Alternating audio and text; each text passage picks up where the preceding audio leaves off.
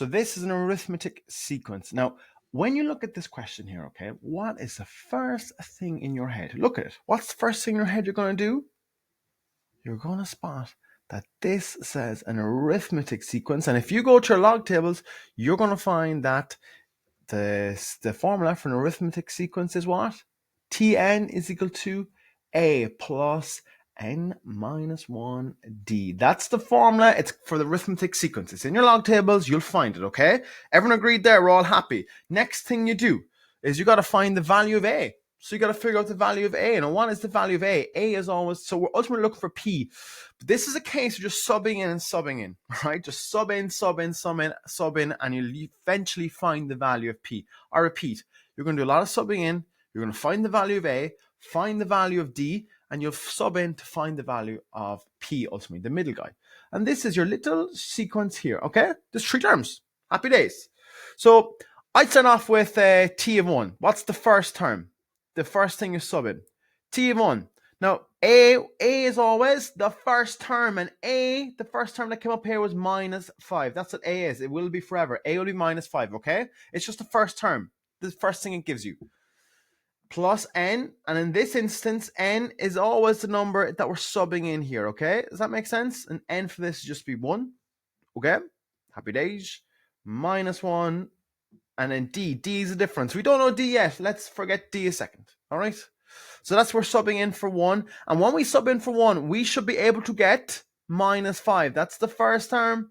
When we sub in for 1, we should get minus 5. So that all equals to minus 5. If you can understand that, you have the secret to this question. That is the key to this question, if you can do that. Because watch what happens next. Watch.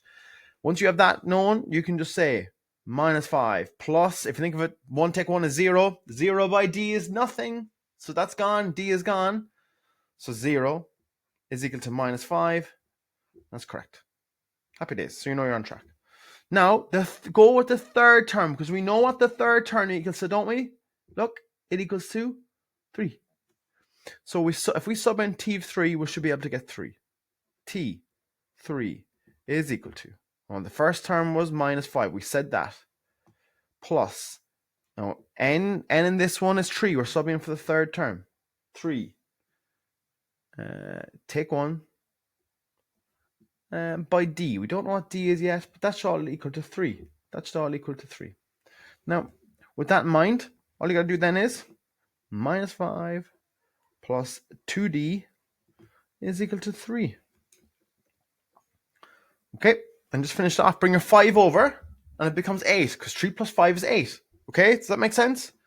2d is equal to 8. And so d is equal to 8 divided by 2. Happy days! You found the answer, so d is equal to 8. Sorry, 4. My apologies. D is equal to 4. 8 divided by 2 is obviously 4. Now, it's very easy from here to find the value of p.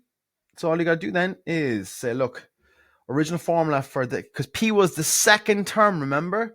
So t of 2, because it's the second term, is equal to a was minus 5. We knew that.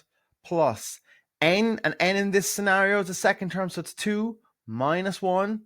D, we found that d is 4, and that all should equal to 2, because it's the second term. Sorry, that all should equal to p. My apologies.